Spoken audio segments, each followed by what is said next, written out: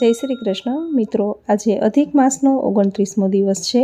તો આજે સાંભળશું અધિક માસની કથાનો અધ્યાય 29મો, સંધ્યાના નિયમો। આજની કથા વાર્તા છે અખંડ દીપનો મહિમા। સાથે સાંભળશું કાંઠા ગોરમાની પૂજા કરતા સમયે ગવાતું ગીત ગાય રે ગાય તું મોરી માય। મિત્રો, અધિક માસમાં નિત્ય એક કથા અને એક અધ્યાય સાંભળવાનો મહિમા છે તથા આ મહિનામાં ભગવાન પુરુષોત્તમરાયની પૂજા પાઠ કરી દાન પુણ્ય કરી પવિત્ર નદી કે જળાશયમાં સ્નાન કરવાથી અક્ષય પુણ્યની પ્રાપ્તિ થાય છે, મનોકામના પૂર્ણ થાય છે। જે મનુષ્ય વ્રત પૂજા કે ઉપવાસ કરી શકવાની સમર્થ નથી તો તેમણે નિત્ય એક કથા અને એક અધ્યાય જરૂર સાંભળવો, જે સાંભળવા માત્રથી જ વ્રત કર્યા જેટલું જ પુણ્યફળ પ્રાપ્ત થાય છે। કારણ કે અધિક માસને ભગવાન પુરુષોત્તમરાયે કૃપા કરીને પોતાનું નામ આપ્યું, તેની પર કૃપા કરી અને કલ્યાણ કર્યું। આથી જો આપણે પણ આ મહિનામાં પ્રભુની ભક્તિ કરીએ, કીર્તન કરીએ, કથા સાંભળીએ તો આપણી ઉપર પણ પ્રભુ પ્રસન્ન થાય છે, કૃપા કરે છે, આપણી દરેક મનોકામના પૂર્ણ કરે છે, તેમાં કોઈ શંકા નથી। તો મિત્રો, આ વિડીયોમાં આપણે સાંભળશું અધિક માસની કથાનો અધ્યાય 28મો, આજની કથા વાર્તા તથા કાંઠાગોરની પૂજા કરતા સમયે ગવાતું ગીત વિસામો। બોલો ભગવાન પુરુષોત્તમ રાયની જય। તો સૌ પહેલાં સાંભળશું આજની કથાનો અધ્યાય 29મો, સંધ્યાના નિયમો। વિષ્ણુદૂત પુણ્યશીલ અને સુશીલ કહેવા લાગ્યા કે તમે આવી શંકા શા માટે કરો છો? તમે ભગવાન પુરુષોત્તમની પ્રસન્નતા પામ્યા છો, તેથી અમે તમને ગોલોકમાં લઈ જઈ રહ્યા છીએ। અરે, હું તો મહાપાપી છું। કોઈ પણ જાતના સત્કર્મ કર્યા વગર મારા પાપની નિવૃત્તિ ક્યાંથી થઈ કે ભગવાન મારા પર પ્રસન્ન થયા અને મને લેવા માટે દેવ વિમાન મોકલ્યું? આ સાંભળી દેવદૂતો બોલ્યા કે તમને પવિત્ર પુરુષોત્તમ માસના મહાત્મ્યની હજુ સુધી ખબર નથી। આ પવિત્ર માસ આજે જ પૂર્ણ થયો અને તે માસમાં તમારાથી એવું તપ થઈ ગયું છે કે જે દેવોથી પણ ન થઈ શકે। તમે વાનરના સ્વરૂપમાં હતા એટલે તેનો મર્મ જાણી ન શક્યા। તમારાથી અધિક માસમાં અજાણપણે પુરુષોત્તમ વ્રત થઈ ગયું। એક તો તમે મુખમાં થયેલી ગરમીને લીધે કશું ખાઈ શકતા ન હતા, તેથી તમને ઉપવાસનું ફળ મળ્યું। તમે એક ઝાડ પરથી બીજા ઝાડ પર જતા હતા અને ફળો તોડી તોડીને નીચે ફેંકતા હતા।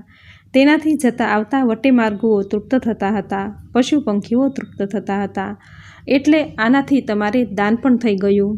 તે દાનનું ફળ તમને મળ્યું।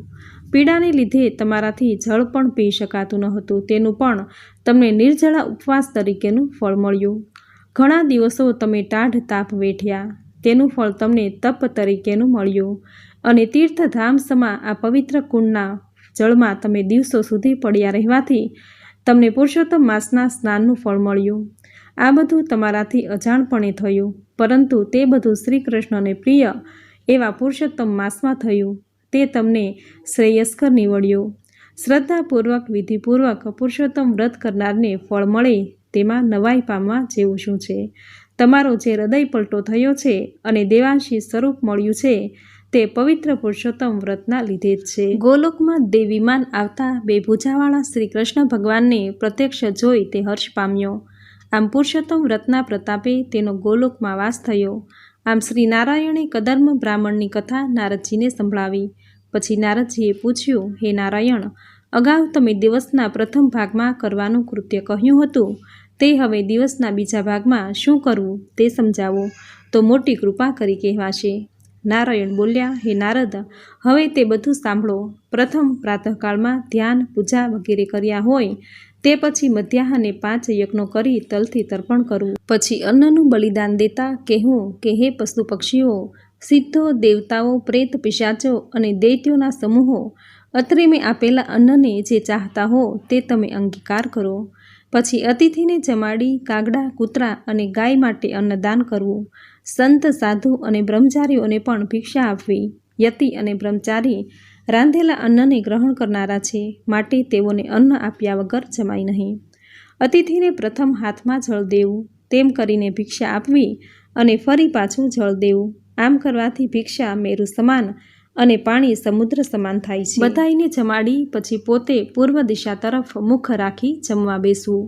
કાંસાના પાત્રમાં જમવાથી બળ, બુદ્ધિ, આયુષ્ય અને યશ વધે છે.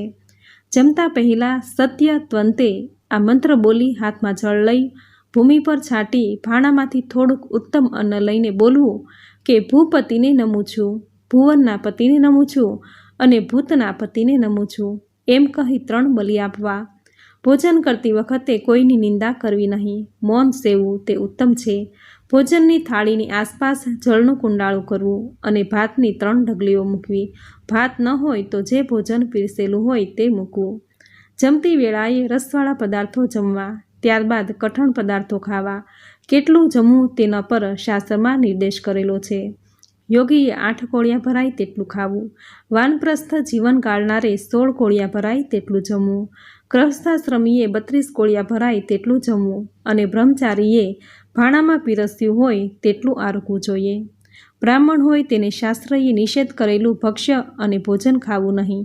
વાસી, સૂકું અને ઠંડુ ભોજન પણ જમવું નહીં. જમી રહ્યા પછી પ્રાયશ્ચિત કરવા માટે હાથમાં જળ લઈ મંત્ર ભણીને અંજલિ મૂકવી. પછી મોઢું, દાંત સાફ કરી આચમન કરી રહ્યા બાદ ભાણા પરથી ઉઠવું. જમ્યા પછી 16 કોગળા કરવાથી મુખની શુદ્ધિ થાય છે. આહાર પચે તે માટે 5 મહાપુરુષો શનિ, કુંભકર્ણ, અગસ્ત્ય, વડવાગ્નિ અને ભીમસેને સંભાળવા.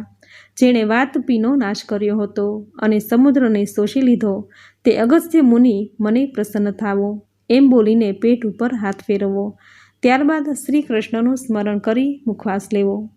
જમી રહ્યા પછી આરામ કરતી વખતે થોડીવાર શાંત મનથી વેદાંતનું શ્રવણ કરવું. વેદાંતનું શ્રવણ ભવસાગર તરી જવાનું સરળ સાધન છે. તે સાંભળનાર ધર્મના રહસ્યને જાણે છે. તેના પર છવાયેલા મોહના આવરણ દૂર થાય છે. કુવિચારો નાશ પામે છે અને જ્ઞાન અમૃતને મેળવે છે. શ્રી કૃષ્ણ ભગવાન સર્વ કાર્યની સિદ્ધ આપનાર છે, માટે તેનું શાંત ચિત્તે ધ્યાન કરવું. આટલી ક્રિયાઓ કર્યા પછી બહાર જવું અને સાંસારિક વ્યવહારિક કાર્યો કરવા. જ્યારે સૂર્યનારાયણ પશ્ચિમમાં નીચા નમે ત્યારે બની શકે તો નદીએ જઈ સ્નાન કરી પછી ઘરે આવવું અને ઘરમાં દાખલ થતાં પહેલાં હાથ પગ ધોઈ પવિત્ર થઈ સાયંકાળની સંધ્યા કરવા બેસી જવું. શ્રદ્ધાવાળા બ્રાહ્મણો હંમેશા ત્રિકાળ સંધ્યા કરે છે. જે સાયંકાળની સંધ્યા કરતો નથી તે રૈરવ નરકનો અધિકારી બને છે. ક્યારેક કારણસર મોડું થઈ જાય તો પણ સંધ્યા નિયમ મુજબ કરી લેવી. નિયમ તૂટે નહીં તેનું ખાસ ધ્યાન રાખવું. સંધ્યા કરનારે દિશાઓને અને દિશાઓના દેવતાઓને નમસ્કાર કરવાનું ભૂલવું નહીં. સંધ્યા કરી રહ્યા પછી અલ્પ આહાર લઈ પ્રભુ ભજન કરતાં સૂઈ જવું. સૂઈ રહેવાના પણ શાસ્ત્રમાં પ્રકાર વર્ણવ્યા છે. પોતાના ઘરમાં પૂર્વ દિશા તરફ મુખ રાખીને સૂવું અને બહારગામ મુસાફરી કરનારે પશ્ચિમ દિશા તરફ મુખ રાખીને સૂઈ રહેવું. સૂતા પહેલાં ભગવાન વિષ્ણુનું સ્મરણ કરવાની ટેવ પાડવી. ગ્રહસ્થાશ્રમીએ આ નિયમો પોતાના શ્રેય માટે પાળવા. પરધનને હાથ ન લગાડવો, પરસ્ત્રીને માતા સમાન ગણવી અને સ્વપત્ની સાથે તિથિ તહેવારનું મહત્ત્વ જાળવીને મર્યાદાથી રહેવું. જીવનને પાયમાલ કરનાર દારૂ, માંસ, માટી, જુગાર, કેફી વસ્તુઓ વગેરેના સેવનથી દૂર રહેવું. આ બધા જ નિયમો પાળનારને સુખ શાંતિ મળે છે. તેના ઘરમાં સમૃદ્ધિ વધે છે, બરકત આવે છે, માતા લક્ષ્મી પ્રસન્ન થાય છે. આ પ્રમાણે ઇતિશ્રી બૃહદ નારદીય વિશે પુરુષોત્તમ મહાત્મ્યમાં અધ્યાય 29મો સમાપ્ત થયો. બોલો ભગવાન પુરુષોત્તમ રાયની જય. તો મિત્રો, આપણે સાંભળ્યો અધિક માસની કથાનો અધ્યાય 29મો. હવે સાંભળશું આજે સાંભળવામાં આવતી કથા વાર્તા અખંડ દીપનો મહિમા. સૌભાગ્યનગરમાં ચિત્રબાહુ નામે રાજા રાજ્ય કરતો હતો. તે સદ્ગુણી અને પ્રતાપી રાજાની રાણીનું નામ ચંદ્રકલા હતું. એક દિવસ રાજાના મહેલે અગસ્ત્ય મુનિ પધાર્યા તો રાજાએ તેનું પૂજન કરી પોતાનું સર્વ રાજપાટ મુનિને અર્પણ કરવા કહ્યું. તો મુનિએ કહ્યું, મારે આ કંઈ કામનું નથી, તેનો ભોગવટો તારે જ કરવાનો છે. રાજાએ મુનિને એક પ્રશ્ન પૂછ્યો કે હે ગુરુવર્ય, હું સર્વ પ્રકારે સુખી અને સમૃદ્ધ છું, પરંતુ આ બધું કોના પ્રતાપે મને મળ્યું છે? અગસ્ત્ય મુનિએ સમાધિ ચઢાવી જોઈ અને કહ્યું કે હે રાજા, તું પૂર્વ ભવમાં મણિગ્રીવ નામનો શૂદ્ર હતો. તું પાપ કર્મ કરવાવાળો નાસ્તિક હતો. જ્યારે તારી પત્ની સદ્ગુણી અને ધર્મિષ્ઠ હતી, તારા દુર્ગુણોની વાત છેક રાજાના કાને પહોંચી અને રાજાએ તારી માલ મિલકત જપ્ત કરી તને રઝળતો કરી મૂક્યો. તારા પાપે તારી ભલી પત્નીને પણ તારી સાથે વગડામાં ભટકવું પડ્યું. તું જંગલમાં પશુ પક્ષી મારીને તારો નિર્વાહ ચલાવતો. તેવામાં ઉગ્રદેવ નામના તપસ્વી ભૂખથી પીડાતા. તમે રહેતા હતા ત્યાંથી નીકળ્યા. તું એને તારી ઝૂંપડીમાં લઈ ગયો અને તારી પત્ની જે ફળો તોડી લાવેલી તે તપસ્વીના ચરણોમાં મૂક્યા. જ્યારે તપસ્વીની શ્રદ્ધા શાંત થઈ ત્યારે તે તારી કર્મકથની તેને સંભળાવી તો તેણે તારા ઉદ્ધાર માટે પુરુષોત્તમ વ્રત કરવાનું અને આખો મહિનો દીપ પ્રગટાવી રાખવાનું કહ્યું. તમે બંને પતિ પત્નીએ અધિક માસમાં આ પ્રમાણે કર્યું તો સ્વર્ગના અધિકારી થયા. આ ભવમાં તમને રાજ સાહેબી મળી. તમે અત્યારે રાજા છો અને સર્વે વાતે સુખી છો. તે અધિક માસના અખંડ દીપનો અને પુરુષોત્તમ વ્રતનો પ્રભાવ છે. આ સાંભળી ચિત્રબાહુ રાજાને આનંદ થયો અને ત્યારથી બંને રાજા રાણીએ અધિક માસમાં પુરુષોત્તમ વ્રત કરવા માંડ્યું અને હંમેશા અખંડ દીપ પ્રગટાવેલો રાખવા માંડ્યો. અધિક માસમાં જે વ્રતધારીઓ ઘરમાં અખંડ દીવો રાખે છે તેના ઘરમાં સુખ સમૃદ્ધિ આવે છે. આવો મહિમા છે અધિક માસમાં નિત્ય ભગવાનની પૂજા પ્રાર્થના કરવાનો, નિત્ય ભગવાનને દીપ કરવાનો અને આખો મહિનો અખંડ દીપ રાખવાનો. તો મિત્રો, આપણે સાંભળ્યો આજની કથાનો અધ્યાય તથા આજે સાંભળવામાં આવતી સુંદર કથા વાર્તા. હવે સાંભળશું કાંઠાગોરની પૂજા કરતા સમયે ગવાતું ગીત વિસામો. વિસામે વિસામો મટ્યો, વાટને મળવું ઘાટને ઘડવું, તેરે લાડુ પંથને પોળી, જળ નાયા સ્થળ વિસમ્યા, નાયા તો પરમાણ, ઘા પરીને ઘૂઘરી, આવ્યા રે સ્વર્ગના વિમાન. સ્વર્ગની શેરી સાંકડી, કૂંચી કૃષ્ણને હાથ, ઊંચો પીપળો પાતળો, દેવતણો કૈલાસ. ભાઈ બેની ગોઠડી, થઈ છે લીલા લેર, કાકો કાકે શ્રી, મામો મામે શ્રી વીર વેવારીઓ. ગાય રે ગાય તું મોરી માય, નીત નીત ડુંગરે ચરવા જાય. ચરતા ચરતા તરસી થઈ, ગંગાજળ પાણી પીવા ગઈ. પાણી પીને પાછી વળી, સામા મળ્યા વાઘને સિંહ. સિંહ કહે હું ગાયને વેડું, ગાયને વડાય નહીં. ગાયના છાણનો ચોખ્ખો કરે, ગાયના ઘીનો દીવો બળે. ગાયના મહી મહાદેવને ચડે, ગાયને દૂધ પૂર્વજ તરે. ચકલડા ચણો ચણ, ગાવરે ગોવિંદના ગુણ. ગોવિંદ ગોવિંદ ગોકળીએ, મોંઘા પાને વિસરીએ. મોંઘા પાને વત કરો, એકવાર મનુષ્ય દેહ તરો. જીવલડા રે તું અણોજની પરોત જા, રાણી પાસે થાતો જા. રાણી કહેશે કાણી, તારા પાપ જાશે તાણી. તપ્યો તપેશ્રી, તપ્યાનો વનમાં વાસ, આપણે શ્રી કૃષ્ણના ચરણોમાં વાસ. કાબરી ગાયને કાબરો વાછડો, રામચંદ્રજી દીવી જાય. કનક કચોળા દૂધે ભર્યા, લઈ ઠાકરને મોઢે ધર્યા. પીવો રે ગોવિંદના રામ, સેવક ગયા છે આપણે ગામ. હરિમંદિરમાં રાતી ટોપી, દ્વારિકામાં રાચે ગોપી. લીલો કમળો મગ્યા સાડી, બાળ ઝુલાવે શ્રી કૃષ્ણના માડી. વિઠ્ઠલવાડીમાં દામોદર કૂવો, એટલું કહો ને જીવતા રહો. સંગ હરિચરણમાં રહીએ તમે, અમે હરિશરણમાં સંચરીએ. બોલો પુરુષોત્તમ ભગવાનની જય. નાય ધોઈને નીસર્યા, પાપ એટલા વિસર્યા. નાયા ધોયા રેલાણા, પાપ સઘળા ઠેલાણા. નાય ધોઈને પૂજ્યો આરો, નાય ધોઈને પૂજ્યા ખડકા. દેરાણી જેઠાણી દેજો સરખા, નાય ધોઈને પૂજ્યા સુખ, અમને દેજો સર્વે સુખ. નાય ધોઈને પૂજ્યા ઉંબર, અમને દેજો દઈ દઈ ઠુંબર. નાય ધોઈને પૂજ્યા નીર, અમને દેજો કોરા ચીર. નાય ધોઈને પૂજ્યા કેળ, અમને દેજો શ્રી કૃષ્ણની પેર. નાય ધોઈને પૂજી વાસળી, અમને રૂપૈયાની દેજો વાસળી. નાય ધોઈને પૂંજ્યા ગોઠણ, અમને દેજો શ્રી કૃષ્ણના ઓઢણ. નાય ધોઈને પૂંજી પીળી, શ્રી કૃષ્ણ ઉઘાડો છીંડી. નાય ધોઈને પૂંજી કોણી, અમને દેજો મહિના દોણી. નાય ધોઈને પૂંજી કળાઈ, અમને દેજો ઢોલિયા તળાઈ. નાય ધોઈને પૂંજ્યા હૈયા, દીકરોને વહુ કરજો કૈયા. નાય ધોઈને પૂજ્યા ખંભા, અમને દેજો સમૃદ્ધ સગા. નાય ધોઈને પૂજ્યા કાન, મરતી વેળાએ દેજો શાન. નાય ધોઈને પૂજ્યા આભ, કોટી લક્ષ સસરો લખઈ શ્રી બાપ.